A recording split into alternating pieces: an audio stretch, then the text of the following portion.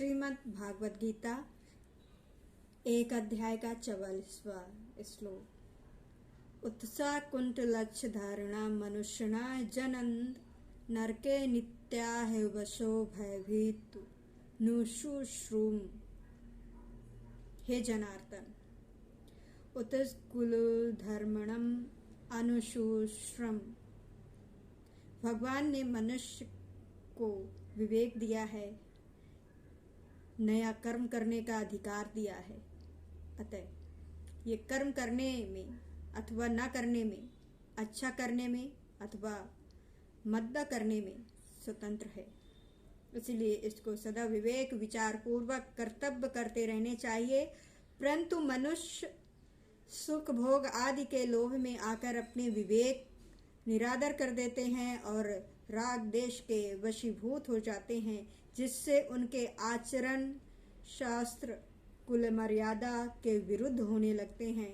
परिणाम स्वरूप इस श्लोक में उनकी निंदा अपमान तिरस्कार होता है और परलोक में दुर्गति नरकों की प्राप्ति होती है। अपने पापों के कारण उनको बहुत समय तक नरकों का कष्ट भोगना पड़ता है। ऐसा हम परमा से बड़े बूढ़े गुरु जनों से सुनते आए हैं। मनुष्य नम पद में कुलघाती और उनके कुल के सभी मनुष्यों का समावेश किया गया है, अर्थात कुलघातियों के पहले जो हो चुका है उन पितरों का अपना और आगे होने वाले वंश का समावेश किया है। अहोबात महत्व कर्तव्य व्यायवसिता वयम यंद्रा सुख लोक भेन हेतु स्वजन मुद्धता है। आहोबात सर्जन मुद्धता है। ये दुर्योधन आदि दुष्ट हैं, इनकी धर्मात्मा पर दृष्टि नहीं है, इन पर लोभ सवार हो गया है, इसीलिए ये दुर्योधन के लिए तैयार हो गए, इसीलिए ये युद्ध के लिए तैयार हो गए हैं। तो कोई आश्चर्य की बात नहीं है। परंतु हम लोग तो धर्म अधर्म को, कर्तव्य अकर्तव्य को, पुण्य पाप को जानने वाले हैं। ऐसे जानकार होते हुए भी अनजान मनुष्यों की तरह हम लोगों ने बड़ा भारी पाप करने का निश्चय विचार किया है। इतना ही नहीं, युद्ध में अपने स्वजनों को मारने के लिए अस्त्र शस्त्र लेकर तैयार हो गए हैं। ये हम लोगों के लिए बड़े भारी आश्चर्य और खेद दुख की बात है, अर्थात सर्वथा अनुचित बात है। हमारी जो जानकारी है, हमें जो शास्त्रों से सुना है, गुरुजनों से शिक्षा पाई है, अपने जीवनों को सुधारने का विचार किया है, उन सब का अनादर करके आज हमने युद्ध रूपी पाप करने के लिए विचार कर लिया है। ये बड़ा भारी पाप है, महातपम। इस श्लोक अहो और बात ये दो पद आए हैं, इनसे अहो पद आश्चर्य का वाचक है। आश्चर्य यही है कि युद्ध से होने वाली अनर्थ परंपराओं के जानते हुए भी हम लोगों ने युद्ध रूपी बड़ा भारी पाप करने का पक्का निश्चय कर लिया है। दूसरा बात पद खेद का, दुखा का वाचक है। दुख यही है कि थोड़े दिन रहने वाला राज्य और सुख के लोभ में आकर हम अपने कुटुंबियों को मारने के लिए तैयार हो गए हैं। पाप करने का निश्चय करने से और सज्जनों को मारने के लिए तैयार होने से केवल राज्य का और सुख का लोभ ही कारण है। तात्पर्य है कि अगर युद्ध में हमारी विजय हो जाएगी तो हमें राज वैभव मिल जाएगा, हमारा आदर सत्कार होगा, हमारी महत्ता बढ़ जाएगी, पूरे राज्य पर हमारा प्रभाव रहेगा, सब जगह हमारा हुक्म चलेगा।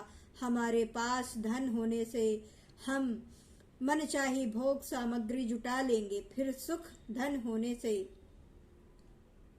आराम करेंगे, सुख भोगेंगे। इस तरह हमारे पर राज्य और सुख का लोभ छा जाएगा, जो हमारे जैसे मनुष्यों के लिए सर्वथा अनुचित है।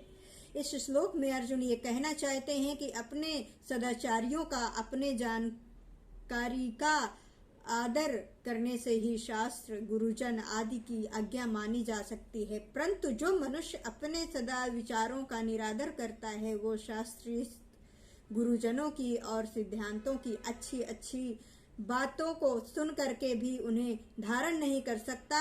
अपने सदा विचारों का बार बार निरादर तिरस्कार करने से सदाचारियों की सृष्टि बंद हो जाती है। फिर मनुष्यों को दुर्गुण दुराचारों से रोकने वाला है ही कौन? ऐसे ही हम भी तो अपनी जानकारी का अनादर नहीं करेंगे तो फिर हमें अनर्थ परंपराओं से कौन रोक सकता है? अर्थात कोई नहीं रोक सकता है। यहाँ अर्जुन की दृष्टि युद्ध रूपी क्रिया की तरह है। वे युद्ध रूपी क्रिया को दोषी मान करके उससे हटना चाहते हैं, परंतु वास्तव में दोष क्या है? इस तरह अर्जुन की दृष्टि नहीं है। युद्ध में कुटुंबी मोह, स्वार्थ भाव, कामना ही दोष है। पर इधर तो दृष्टि न जाने के कारण अर्जुन यहाँ आश्चर्य और खेद प्रकट कर रहे हैं, जो कि वास्तव में किसी भी विचारशील धर्मात्मा शूरवीर क्षत्रिय के लिए उचित नहीं है। अर्जुन पहले 38वें श्लोक में दुर्योधन के युद्ध में प्रवृत्त होने में, कुल छाय के दोष में और मित्रद्रोह के पापमय लोभ को कारण बताया, और यहाँ भी अपने को राज्य और सुख के लोभ के कारण महान पाप करने को उद्धत बात बता रहे हैं। इससे सिद्ध होता है कि अर्जुन पाप के होने में लोभ को हेतु मानते हैं। फिर भी आगे 3 अध्याय के 36वें श्लोक में अर्जुन ने मनुष्य ना चाहता हुआ भी पाप का आचरण क्यों कर बैठता है, ऐसा प्रश्न क्यों किया? इसका समाधान ये है कि जो कुटुंबिक मोह के कारण अर्जुन युद्ध से निवृत्त होने को धर्म और युद्ध प्रवृत्त होने को अधर्म मान रहे हैं, अर्थात उनकी शरीर आदि को लेकर के केवल लौकिक दृष्टि है, इसीलिए वे युद्ध स्वजनों को मारने में लोभ को हेतु मान रहे हैं। परंतु आगे गीता का उद्देश्य सुनते सुनते उनमें अपने श्रेय कल्याण की इच्छा जागृत हो गई। गीता 3 अध्याय का 2 श्लोक, इसीलिए वे कर्तव्य छोड़कर न करने योग कर्म में प्रवृत्त होने में कौन कारण है, ऐसा पूछते हैं। अर्थात वो 3 अध्याय के 36वें श्लोक में अर्जुन कर्तव्य की दृष्टि से, साधक की दृष्टि से पूछते हैं। यदि मम प्रतिकर्म शास्त्र प्रणाय धृतराष्ट्र रणे हनुस्तिमे क्षमताराह भवन्ते। व्याख्या यदि मम क्षेमताराह भवत। अर्जुन कहते हैं कि अगर मैं युद्ध में सर्वथा निवृत्त हो जाऊंगा तो शायद ये दुर्योधन आदि भी युद्ध से निवृत्त हो जाएंगे। कारण कि हम कुछ भी चाहेंगे ही नहीं, लड़ेंगे ही नहीं, तो फिर ये लोग युद्ध करेंगे ही क्यों? परंतु कदाचित दोषों में भरे हुए तथा हाथों में शास्त्र धारण किए हुए ये धृतराष्ट्र के पक्षपाती लोग सदा के लिए हमारे रास्ते का कांटा निकल जाएं, वैरी समाप्त हो जाएं, ऐसा विचार करके सामना न करने वाले तथा शास्त्र हित मेरे को मार भी दें तो उनका वो मारना मेरे लिए हितकारी ही होगा। कारण कि मैंने युद्ध में गुरुजनों को मार करके बड़ा भारी पाप करने का जो निश्चय किया था, उस निश्चय रूप पाप का प्रायश्चित हो जाएगा। उस पाप से मैं शुद्ध हो जाऊंगा। तात्पर्य है कि मैं युद्ध नहीं करूंगा तो मैं भी पाप से बचूंगा और मेरे कुलजन भी का नाश नहीं होगा। जो मनुष्य अपने लिए जिस किसी विषय का वर्णन करता है, वो उस विषय का उसे स्वयं पर असर पड़ता है। अर्जुन ने भी शोक विष्टि होकर के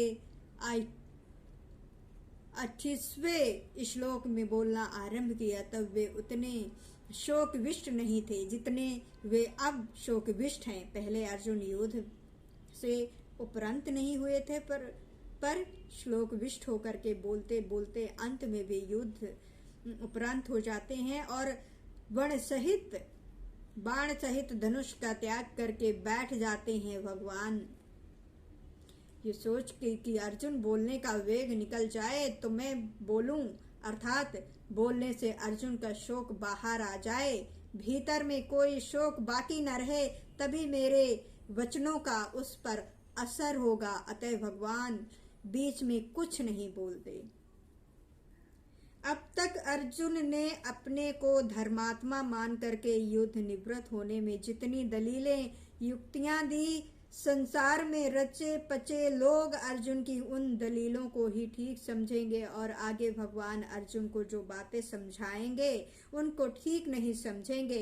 इसका कारण ये है कि जो मनुष्य जिस स्थिति में उस स्थिति उस श्रेणी की बातों को ही वे ठीक समझते हैं, उससे ऊंची श्रेणी की बात वे समझ ही नहीं सकते।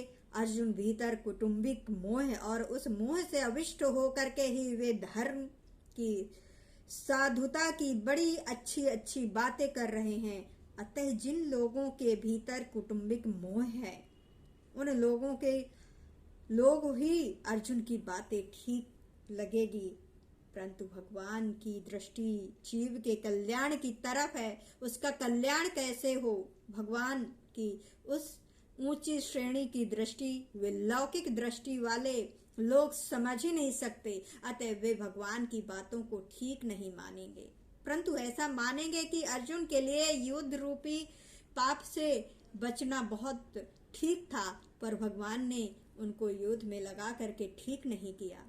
वास्तव में भगवान ने अर्जुन से युद्ध नहीं कराया, परंतु उनको अपने कर्तव्य का ज्ञान करवाया है।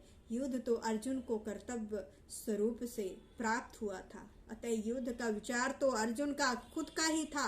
वे स्वयं ही युद्ध में प्रवृत्त हुए थे, तभी वे भगवान को निमंत्रण दे करके लाए थे, परंतु उस विचार को अपनी बुद्धि से अनिष्टकार समझकर वे युद्ध में विमुख हो रहे थे, अर्थात अपने कर्तव्य का पालन करने से हट रहे थे।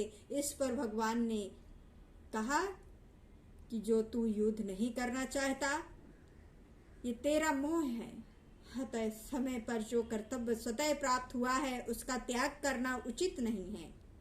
कोई बद्री नारायण जा रहा था, परंतु रास्ते में उसे दिशा भ्रम हो गया, अर्थात उसने दक्षिण को उत्तर और उत्तर को दक्षिण समझ लिया। अतः वो बद्री नारायण की तरफ न चल करके उल्टा चलने लगा। सामने से उसको एक आदमी मिल गया। उस आदमी ने पूछा कि भाई कहाँ जा रहे हो? वो बोला बद्री नारायण। वो आदमी बोला भाई बद्री नारायण इधर नहीं है, उधर है, आप तो उल्टे जा रहे हैं। अतः वो आदमी उसको बद्री नारायण भेजने वाला नहीं है, किंतु उसको दिशा का ज्ञान करा करके ठीक रास्ते पर लाने वाला है। ऐसा ही भगवान ने अर्जुन को अपने कर्तव्य का ज्ञान कराया, युद्ध नहीं कराया है। सज्जनों को देखने से अर्जुन के मन में ये बात आई थी कि मैं युद्ध नहीं करूंगा। ना यतोत्साह पर भगवान का उद्देश्य सुनने पर अर्जुन ऐसा नहीं कहा कि मैं युद्ध नहीं करूंगा, किंतु ऐसा कहा कि मैं आपकी आज्ञा का पालन करूंगा। करिष्यामि वचनं तव, अर्थात अपने कर्तव्यों का पालन करूंगा। अर्जुन के इन वचनों से यही सिद्ध होता है कि भगवान ने अर्जुन को अपने कर्तव्यों का ज्ञान कराया। वास्तव में युद्ध होना अवश्य भावी था, क्योंकि सबकी आयु समाप्त हो चुकी थी। इसको कोई भी टाल नहीं सकता था। स्वयं भगवान ने विश्व रूप दर्शन के समय अर्जुन से कहा कि मैं बड़ा हुआ काल हूं और सबका संहार करने के लिए यहीं आया हूं। अतः तेरे युद्ध किए बिना भी ये विपक्ष में खड़े योद्धा लोग बचेंगे नहीं। 11वें अध्याय के 32वें श्लोक में, इसीलिए ये नरसंहार अवश्य भावी होना ही था। ये नरसंहार अर्जुन युद्ध न करते तो भी होता।